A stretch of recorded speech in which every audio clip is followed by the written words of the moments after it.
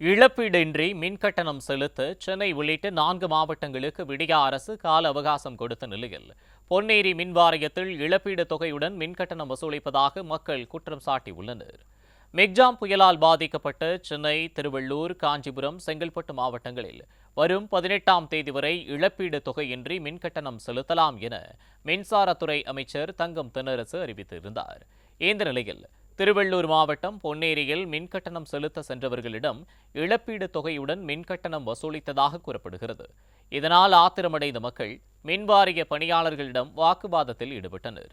Server வேலை செய்யவில்லை என துறையில் தவறை வைத்துக் கொண்டு தங்களிடம் 86 ரூபாய்க்கு 147 ரூபாய் இழப்பீடு கட்ட சொல்வது எந்த விதத்தில் நியாயம் என பொதுமக்கள் கேள்வி எழுப்பியுள்ளனர்.